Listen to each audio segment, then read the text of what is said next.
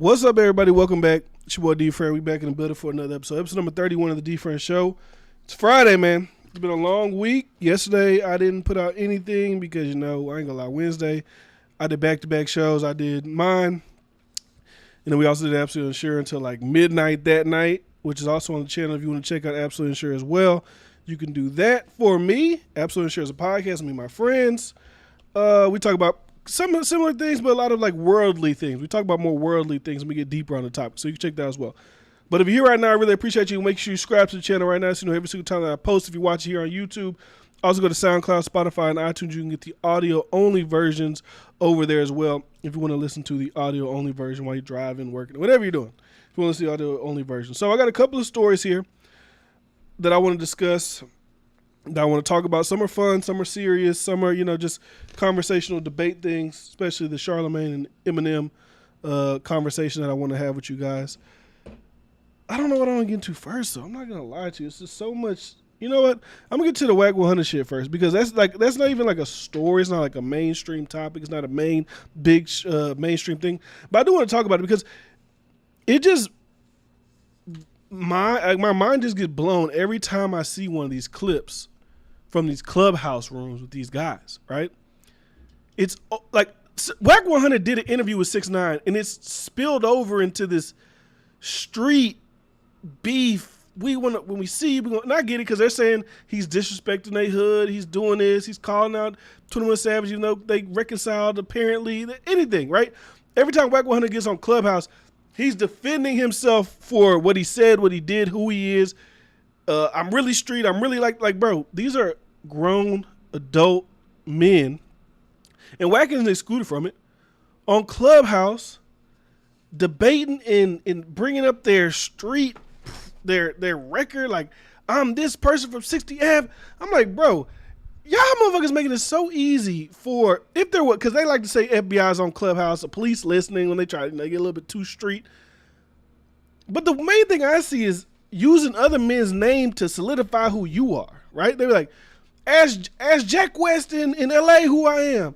Ask Frankie D down there. It's like, oh, the FBI, they sitting there like, shit, okay, well, Frankie D, LA, Mike Wacko in Houston, like they just ringing off names of people that affiliate with, could vouch for them. But it's like, bro, what are y'all actually fighting over? Like what are y'all on Clubhouse yelling at each other every day, fighting each other? Y'all can't see each other on Clubhouse. It's literally phone, my mic's on.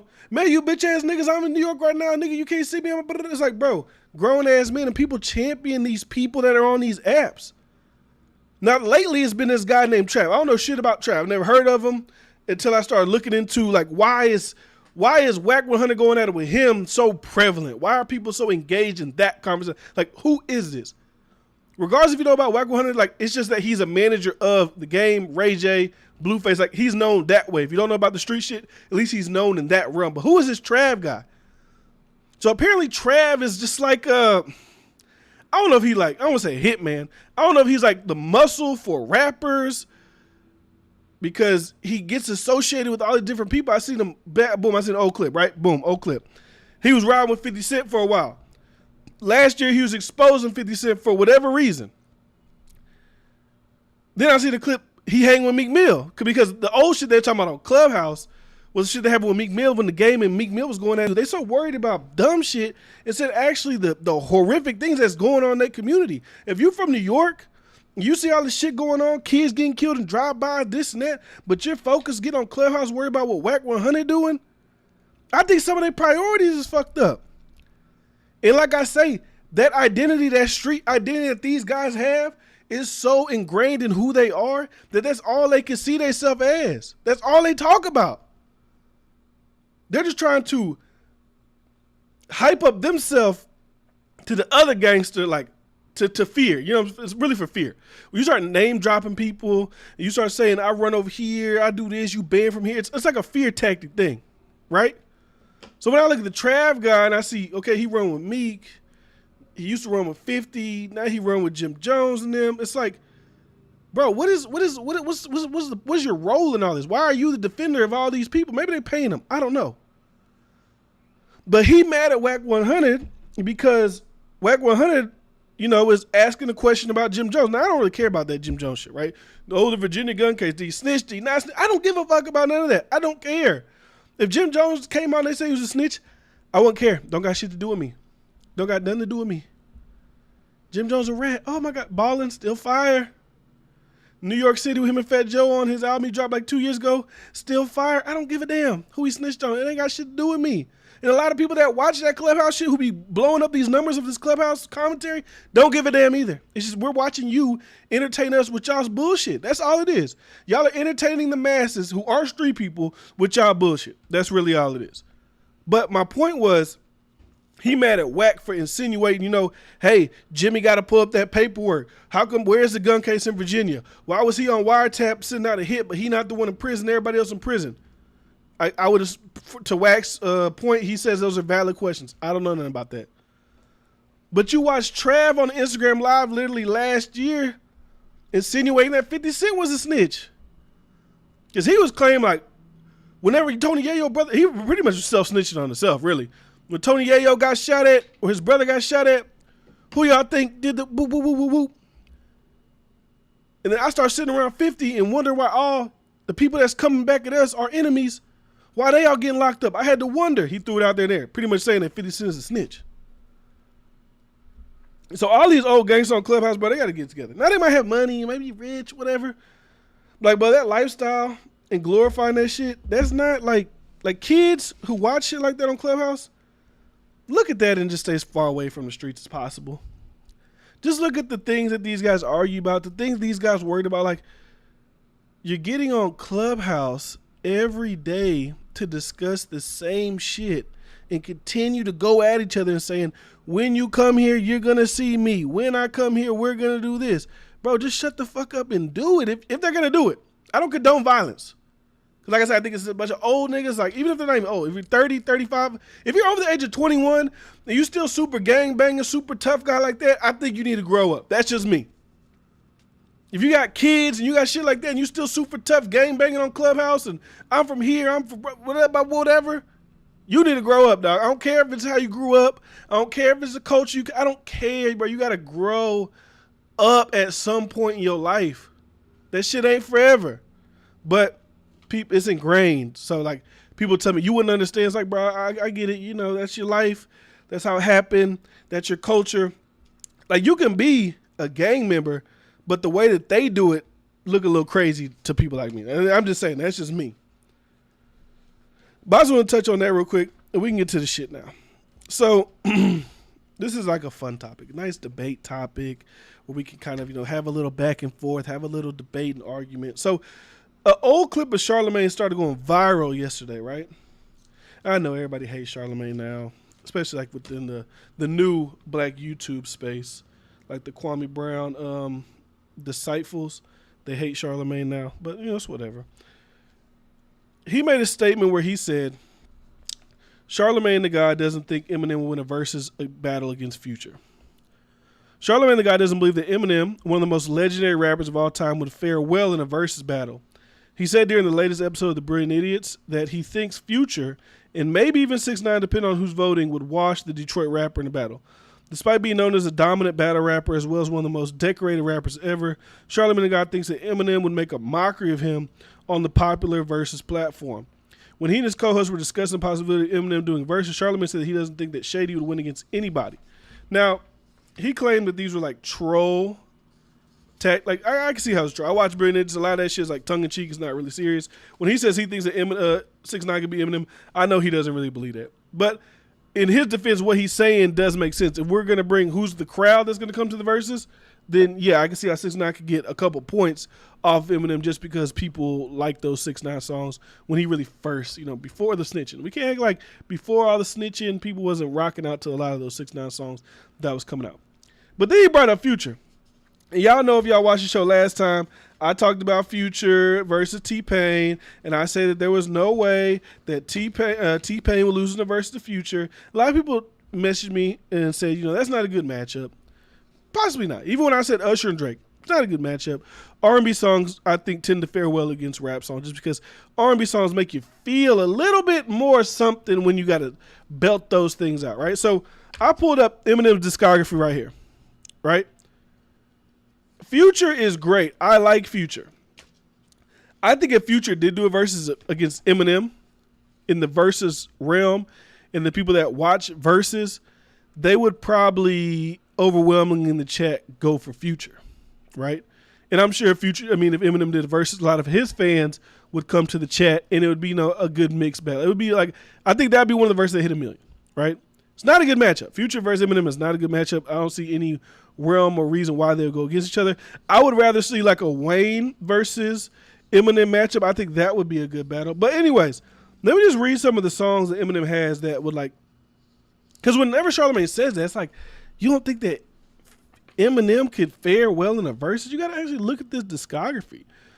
Like, if he drops My Name Is, like, that's a classic Eminem track. If he drops The Real Slim Shady, that's a classic Eminem track. Stan, I mean, it's only on here at 51, but Stan is like, they created a movement. Like, Stan is like a real thing now. We have these crazy Stans who stand anybody nowadays.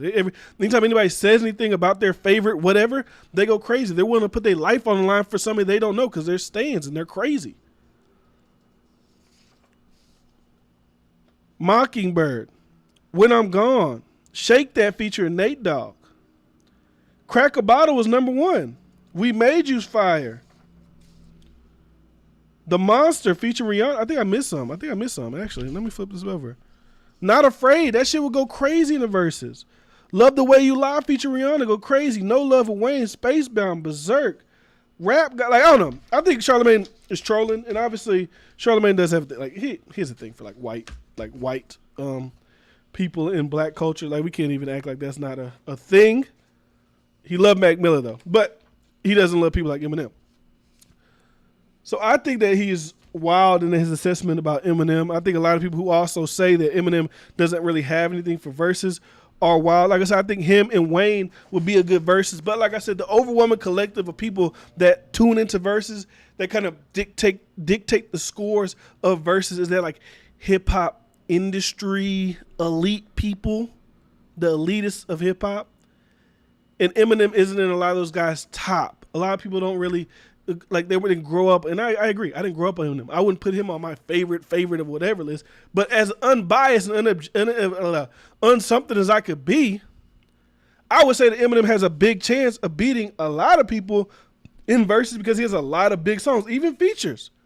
Even the features that Eminem has, because they do play verses, features and verses, he would wash a lot of people. And I do think, if we was a pull up, like let's just throw 20 tracks for track. I know they don't go together. I know they don't work together. Then it wouldn't make any sense. But if Future and Eminem did do a versus, I do think that Eminem would come out on top of that versus just because of the level of caliber of songs that Eminem has and how big the records are. I think Future's great, but I don't think Future has any massive records. Whose discography I would listen to, actively speaking, don't think to the masses he has those big, huge records. Like his biggest record, mainstream, globally, numbers wise, he just dropped with Drake, which is what's that shit called? Working on a Weekend, whatever that song's called. That's his biggest record, maybe not culturally, but mainstream level. That's his biggest record he got. And that's his biggest record he got no chance of beating Eminem. But if you want to say culturally, when I bring up songs like March Madness, pretty much shit, most of the shit off DS2, the Gucci Flip Flop shit, like anything off DS2, Monster, 56 Nights, like culturally he could beat him. But if we want to be unbiased and objective, we talking about big, major records. Future could not hold a candle to a guy like Eminem in a versus battle. There's no way. And if you think so, you ain't listening to everything. You're biased, in my opinion, with that. If that's the way that you'll go, then you're biased. But like I said, those two brothers going at it in a versus is not an ideal matchup. Not gonna lie, man, the old heads, man, the old media people, they starting to get a little, they takes starting to get a little bit cold. My boy Charlamagne takes is starting to get a little bit cold, especially when he start going off on the Drake shit and Drake's time is over and this and that. The takes are getting a little bit cold and they're not, coming out as hot as they used to be. So this is something serious that I'm about to get into right here, right? And it's alarming. So Don Toliver, rising Houston future superstar. Might already be a superstar, right? I'm not super big on Don Toliver's music, but the songs that I hear him in, the songs that I listen to with him in it, I like those records. When he's in the records, they sound great. But he's getting accused of the big R. And I don't got to say what the big R is, because when you're in life, let's just say you never want to get hit with an accusation of the big R. Because if you get hit with an accusation of the big R, it kind of, sits with you. So this is the story. A woman has accused Don Toliver, Cactus Jack rapper, of the big R. A woman came forward to accuse Don Toliver and multiple other people of the big R in SA. SA, I ain't trying to, YouTube, they be on there. SA stand for, if you could really, if you get into the context of what we're talking about. The woman who goes by at Kaniba5_ on Instagram shared the story on the platform, calling out Don as well as his girlfriend, Candace Uchis. I don't even know if that's how you say her name. But she's an artist as well. The first time I heard Candace Uchis was on, I think, a Tyler, the Creator record. This is what she said. Don Toliver big R'd me in 2019. And I never said anything to anyone in the public till now. I don't care. He's very disrespectful and an effed up individual. If you listen to his music, please don't be my friend. Just leave me alone. Block me and go. I've kept this to myself. It has caused me so much trauma and pain I can't describe. My heart has been trying to mend for so long.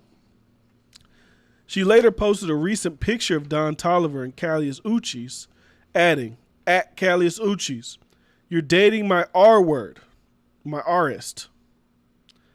Please, I loved your music, but now my heart is aching because you're with my abuser.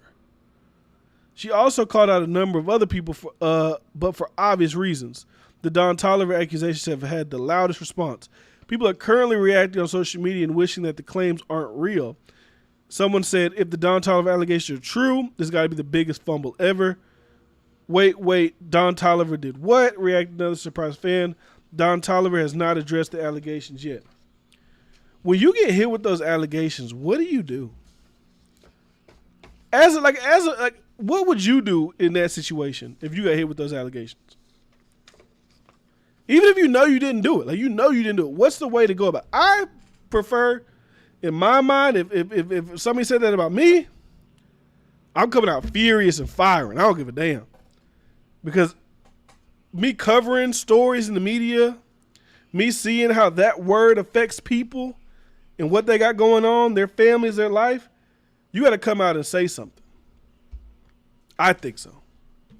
Because that's like nothing to play with. But also, Don Toliver is, I'm not saying he's relatively unknown. He's not an unknown artist. But he's not a tier list level known artist. He's still like kind of in that Travis Scott shadow. Maybe not for the younger demographic, but I would feel like on a mainstream level overall, if you just walk down the street, you ask 100 people, hey, do you know Don Toliver? There's going to be people that know him, but not an overwhelming majority of people. That's what I mean. He's not like this massive star. So maybe if this is the only response the girl makes and he doesn't bring light to it, because once he brings light to it, it becomes like real. Because she's not famous, so most people are just going to be like, she's lying, she was abused and things like that from actual abusers and men.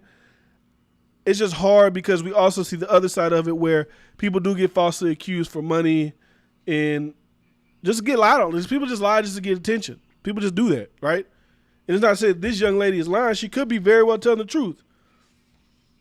But I don't tend to, hop on it until it's like, some real hard, like R. Kelly, like, bro, it ain't no, we seen that. There's no denying it, right? There's no whatever.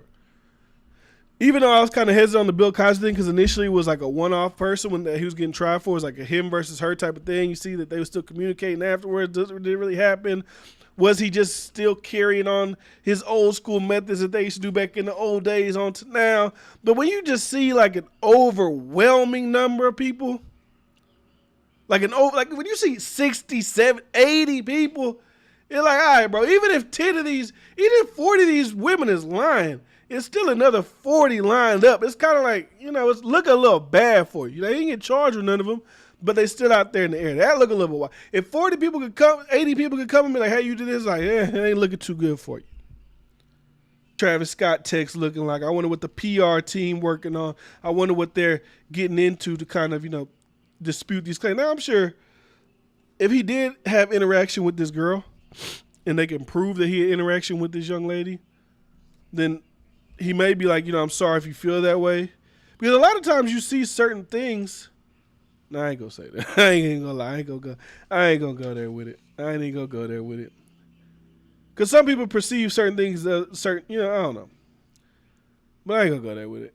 Because when you speak on topics like this, man, I ain't gonna lie to you. When you speak about certain topics like something serious as this, and you have certain opinions and outlooks and whatever, people always misconstrue your words and they try to turn you into something that you're not trying to be.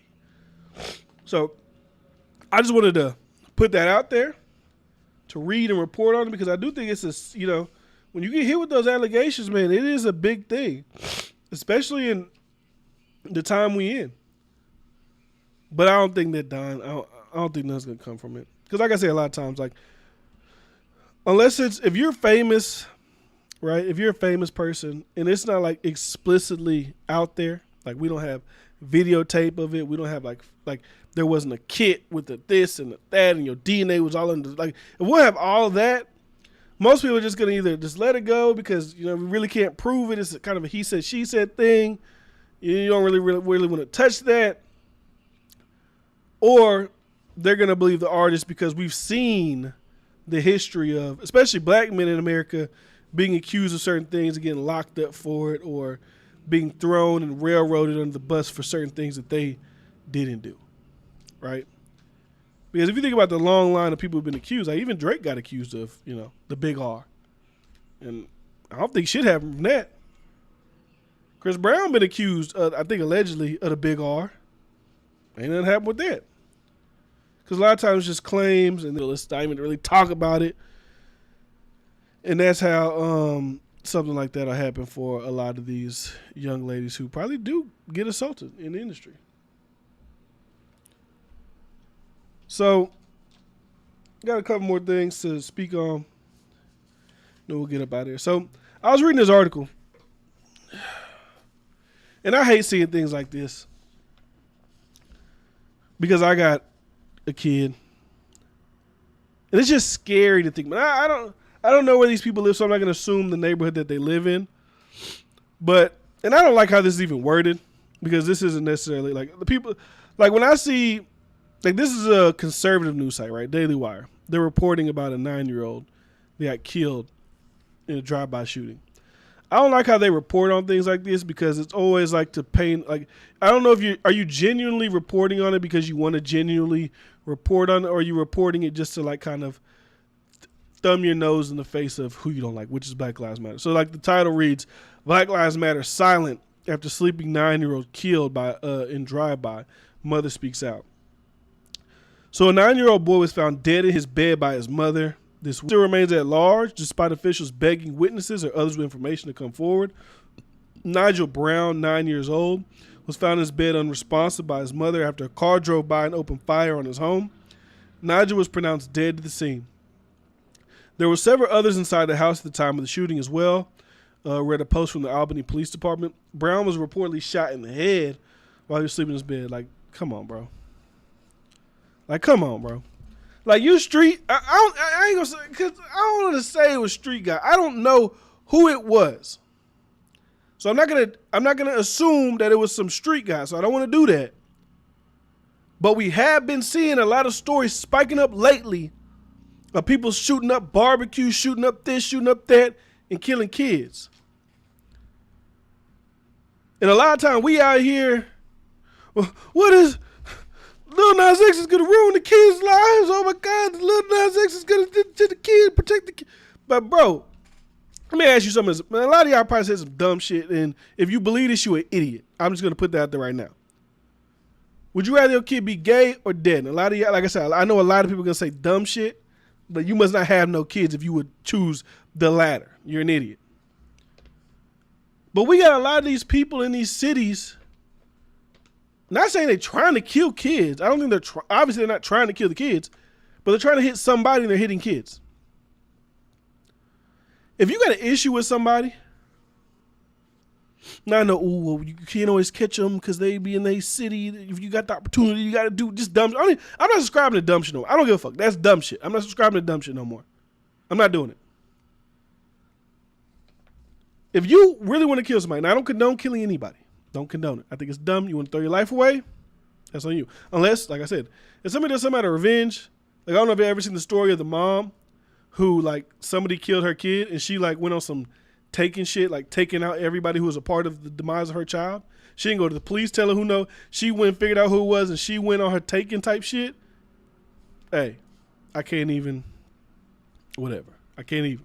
But if it's some, man, that's it. There go that motherfucker that was talking shit at the club, whatever, and I'm a killer, whatever. I don't respect that shit. So Nigel, 9 years old, not even double-digit age, was found in his bed unresponsive by his mother after a car drove by and opened fire on his home. There were several others inside. I already read that part. Our thoughts and prayers go out to. So personally, let me see. Do I have this part? Okay. So during a Monday press conference, Albany Police Chief Michael Presley called the killing senseless and begged the community for information on the killer. Daughtry County District Attorney Greg Edwards spoke of gun violence. This is senseless killing. Presley said calling the unknown shooter a coward. And he is I want to say, he or she, whoever it is, black, white, green, Asian, Dominican, Cuban, they are cowards for shooting at, even if your op was in the house, you knew the op, whoever you was trying to kill was in the house, and you just shoot at a house, you're a coward. Because you don't know who you're going to hit. Like you didn't know you was going to hit a 9-year-old. You might hit a 90-year-old grandmother. You might hit a 25-year-old mother. You might you don't know who you're going to hit. You don't know who you're going to hit in that house. So you are a coward. You are not a tough guy. Like I don't think people who are shooters that do drive, you're not a tough guy. You're a dummy.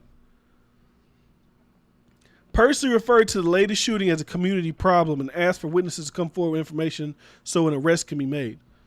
What are you going to do to save this community, Percy asked. I really need this community to help bring justice to the family of Nigel Brown. Edwards said his office is working to make gun violence the priority in the Daughtry County criminal justice system. WALB 10 News reported the district attorney said punishment recommendation for gun violence will be as severe as possible. I don't have no problem with that. If you just recklessly go by shooting houses and you kill anybody, they should the highest whatever it is, with the highest, I don't care, the highest sentence. And I feel like a lot of people should feel that same way. If you at your house is, you should want the utmost. Even hey, if you want to take justice in your own hands, that's just what you got to deal with. But if we're gonna let it go through the criminal justice system, I want the maximum, the most severe. I don't know what it is, but I want that. That bullet did not have. This is the mother speaking. That bullet did not have my son's name on it, she told the press. That was my firstborn. I remember the day me and his father laid on the altar and prayed to God and asked God to allow us to get pregnant. 3 months later, we got pregnant with him. If I knew at that time, 9 years later, he would be taken away, I wouldn't have prayed that prayer. This is heart-wrenching as well. His baby sister was laying in the bed under him. Brown spoke of the night she found her son dead. My baby has not been able to sleep in the last couple of days. And I can't imagine how she's feeling because I know how I feel. That was her best friend. That was her brother.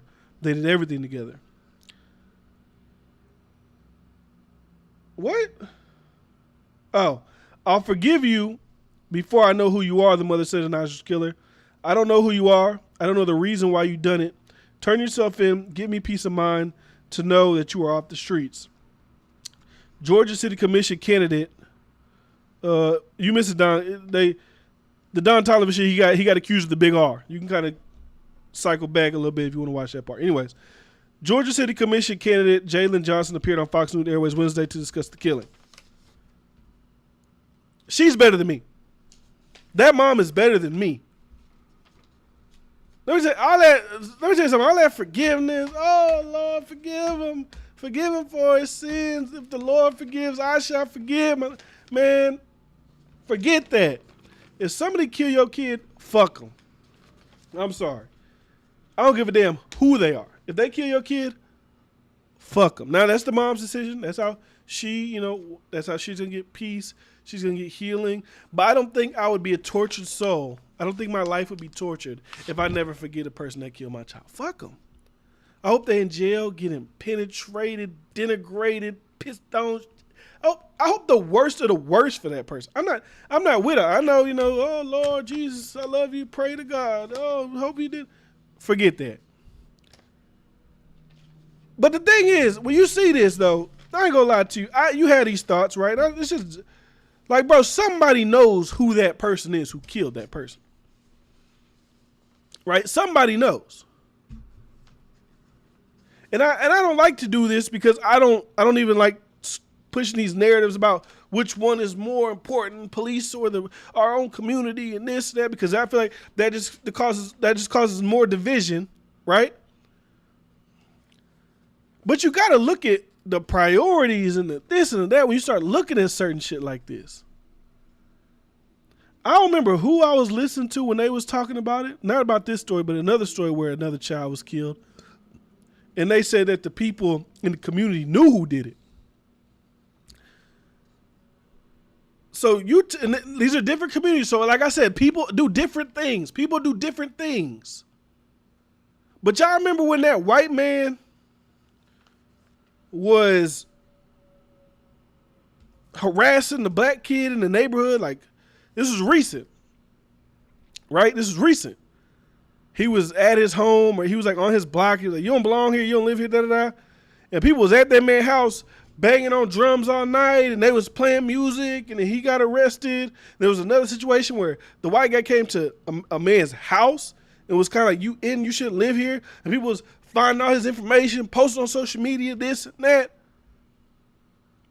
If you know who this person is, now I know if it's your sibling, or you ain't gonna say nothing. I get it.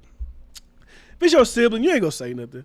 But if you have no relation to this individual, and you know in that community who did this, and you don't speak out, I think you a coward. Because if I am in a community and I know there's somebody that will just drive around and shoot at houses, even if their enemy was in their house, maybe I'm like, I'm not this person's enemy, so they might not shoot at my house. They might. I want him off the streets. That's like, that don't make sense to people. That's not snitching. That's not whatever narratives people try to draw up to conclusion. Whoever killed this 9-year-old should be off the streets. Now, maybe this person found out in the morning, they woke up, they rolled over, they wiped their eye, and they see, damn, they killed. Maybe they feel remorseful. Maybe they feel bad. Maybe they will turn themselves in. But if you do know who this person is and you're protecting them because of whatever, you might be fearful. Not like I said, if it's your brother, your cousin, I know most people ain't going to turn their family members. People do turn their family members, but I'm not really expecting on family members to turn their family members. I'm not expecting that. But, like, bro, at some point, these people got to be brought to justice, right? We can't just have people riding around shooting at barbecue, shooting at this, shooting at that, shooting kids, killing unsuspecting people at night while they sleeping. You just can't have it. I think I get passionate about it because I have a child, and I couldn't imagine if I woke up and seen some shit like that happen in my home. And if I was ever to find out that there was like a swath of people in the community that knew about it, I feel a way about them too. Because I know if I heard my neighbor down the street kid got killed and I knew who did it, I don't call it whatever you want. I don't give a fuck. You don't want that person in your community. I don't care. You don't want that person in your community. I just think you don't. So that's the story of that tragic situation. There's also another tragic situation. I didn't print it out, but so yesterday, I was on the Kwame Brown, Angela Stanton, and Maj Touré live stream, right? And if you've been watching me, let me tell you something. I'm not one of these people that listen to one side and I just, oh yeah, everything they say is right. Everything they say is great. You'll see me shift and go and sway and learn new information and come out with new opinions because I'm fine with growing that way. I'm fine with hearing new pieces of information and okay, well maybe that's the, maybe, okay, let me read a little bit more of that. Or so I was watching that, right? And I watch everybody. Angela Stanton, she says some wild shit that I don't agree with, and she also says some shit that I do agree with. And I respect people who are passionate in their stance of what they believe in. Because I ain't gonna lie, I'm not one of those people. Not that I don't have a certain stance and I won't stand on it. I'm just not super ingrained in certain social situations that don't have nothing to do with me. Like abortion, in my home, yeah, I won't do it. But like Angela Stanton's things like, we're gonna fight this, we're gonna be on the front line, we should make it illegal. Like, that's not me. I don't do whatever everybody else wants to do, they could do. I don't have a stance in that manner like she does. So there's also somebody like Candace Owens. And this was a story that was just interesting to me because you would think ideas should be able to be shared, right? Ideas, however you think, if you're not harming anybody, if you're not doing wrong, doing ill intent to anybody, you should be able to express and, give your POV on the world, your whatever, your side of the story, whatever, right? So American Booksellers Association implements new oversight to prevent accidentally promoting authors like Candace Owens. So the American Bookseller Association released an update last week detailing new oversight to prevent accidentally, what the hell is this? Do I got these stable right? Oh, my bad. To accidentally promoting conservative authors.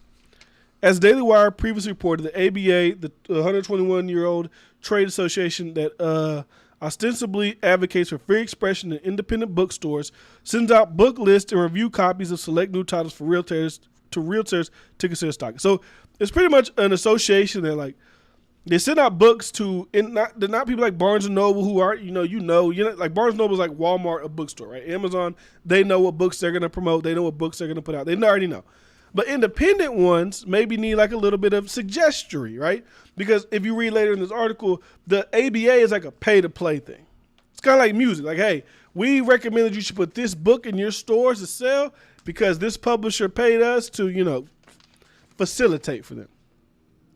So in July, the organization mistook a social justice-themed teen romance titled Blackout for Candace Owens' best-selling book, Blackout: How Black America Could Make Its Second Escape from the Democratic Plantation, sending out a cover image of Owens' book to approximately 750 stores. The group also included publicity copies of Abigail Shrier's Irreversible Damage, a work critical of the gender transition trend among teen girls. So this is another book that they put out there as well. I guess her book is critical of, transgender teen girls. When left-wing shop owners and activists erupted in outrage, ABA CEO Allison Hill immediately apologized for the horrific harm the mailing caused. It is a serious, violent incident. She also described Owens' book as racist. So I don't agree with everything Candace Owens does. I think a lot of times Candace Owens is brought into these certain situations to be like, hey, black woman, she may, I say she don't believe what she says, but they'll use it, hey, black woman, can you say this? Because we want to say that, but we want you to say it, and it'll be more impactful when you say it because you're black, and like that type of vibe, right? I agree with her on certain shit too, but also I do look at her like she gets used that way. But I mean, it's good for her. She getting bread, she got her own show, she doing whatever, right? She doing great. So look at the CEO says that this book, look how pussified we are. That a book about Candace Owens' side of how black Americans can make a second escape from the Democratic plantation. If you don't know, Democrats were the ones that, it was really rocking with slavery back in the day. So it's like, get off it again. This to me only makes me want to read the book. I ain't gonna lie to you. It makes me want to read her book, just see what the book, whenever I see people do certain things especially with information and other people's opinions, when they try so hard to push it away, it makes me a little bit curious. Why don't you want this person's thoughts, this person's views to be out there in the public square? What is the reasoning behind that? And what makes, if I read her book, is her book racist? I got to read the book now. Now I got to see what they talking about. Hill then assured retailers that the ABA was putting new procedures in place to prevent further similar mistakes. On August 5th, the ABA released the findings of its internal audit and updated members on how plans for their new diversity, equity, and inclusion process are progressing. So they had to do Candace Owens made some of these shop owners so angry that they had to, this company had to do an audit and figure out why'd y'all send her book, what happened here. It's ridiculous. In a letter reprinted in full at Publishers Weekly, Hill explained that a fill-in staffer mistakenly chose the wrong cover image for Blackout, and a second employee neglected to double-check the photo that matched. This is the quote. It was a terrible mistake with terrible racist implications, Hill said, continuing. However, based on our investigation and the demonstrated diversity, equity, and inclusion commitment of these individuals, we have no reason to believe the action was malicious in intent. She then assured Associated Bookstores that ABA employees are suitably remorseful for the mistake and have been appropriately disciplined. Candace Owens is a black woman. Regardless if you agree with her or not, her take on the black community cannot be seen as racist. I don't think so. Maybe call me stupid, call me dumb. I don't know. But a black person talking about their community, that's not the mainstream way that they want you to look at black people. Oh, all black Democrats, rock with them Democrats, fuck with them, go do what you want to do with the Democrats. Because she don't do that, her book is racist. And it's violence. These are the words the CEO of this book, whatever, is using about this book and this mistake, and these people are so outraged about it. The employees are very apologetic and very committed to vigilance going forward. They have been held accountable and have agreed to training, both on procedure as well on DEI, which is the diversity, inclusion, equity, and inclusion.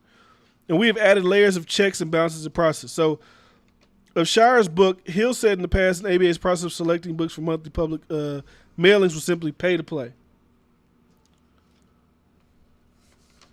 Did I flip this over? I want to read the part where they talk. Okay, so the policy, this is the policy. This is the DEI policy for these people. This is the DEI policy for these people. The policy requires ABA procedures to be anti-racist and demonstrate support for marginalized peoples as well as represent BIPOC, Black, Indigenous, people of color, queer, disabled, and other marginalized authors in books at all ABA events. At least 40% of speakers, panelists overall must be Black, Indigenous, people of color, queer, disabled, and other. So, I mean, Candace Owens, unless I'm tripping, is Black. So she is a part of this DEI policy that this ABA bookstore has. But for some reason, because the thing that, and like I said, I don't agree with everything she says, but it's just weird to me that because she doesn't align with what the mainstream wants you to align with, now she does not qualify under this statute. That's all I'm really calling out here is because if you are a conservative, outspoken Republican, you no longer are a part of this community. It's like I say about, what's his name? What's the guy? What's the Supreme Court justice name? It's Clarence Thomas. Now, I don't know about the Anita Hill shit. He said he ain't do it. She said he did it. It's one of them. He said, she said, we never really know if it did happen to her. I don't think he did the big R, but I think he was a little aggressive. Like, let's go on dates. Let's do, like the employer worker, like that, weird. It's still weird, but not the big R.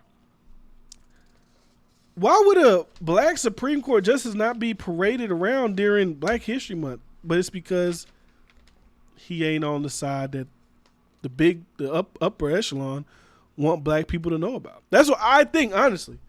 Because you gotta just let people know, like, hey, this is a great thing this person do. Wherever they may fall, they may fall. Right? Wherever they fall, they're gonna fall. Whatever they believe in, they're gonna believe in. But when you see it continually pushed in one direction to a certain community, you got to really think, why do they only want you to know about this one side of this binary thing, right and left? Why do they only want you to really know about people who are on this left side? Why? Because I feel like they know if a lot of people start listening to some of these people, they might, scoot on over to the other side and they won't get them votes. I get it, but that's why I think that they do it. So that's all I got for that. I just wanted to read that. I thought it was ridiculous, especially when they say that, oh, our DEI policy is for inclusion for black authors, indigenous people authors, queer, marginalized groups. And last time I checked, Candace Owens was a black woman. Yeah, she doesn't believe in everything that CNN or, these people believe in, but she still is a black woman. And now they've only made me want to, okay, let me go read this book. Is she a racist? Is the book about being racist? So that's all I got for you guys today, man. Hope you enjoyed the show. Make sure you subscribe. A lot of passion in the show, especially around that 9-year-old. Like, God damn. A 9-year-old. Shot in the head in his bed while his little sister sleep. I think they was in the bunk bed. Little sister sleeping at the bottom. And her brother up there got shot in the damn head by an idiot. And I hope they get the person. I don't care. I hope they get him. But that's all I got for you guys, man. Make sure you subscribe to the channel every single time that I post. Here on the channel. I really appreciate everybody for watching, supporting, all that good stuff like that. If there is some more stories that I really want to get into, I will probably post something tomorrow if I'm not too busy. But that's all I got for you guys today. Hope you have a great rest of your day whenever you're watching this right now. SoundCloud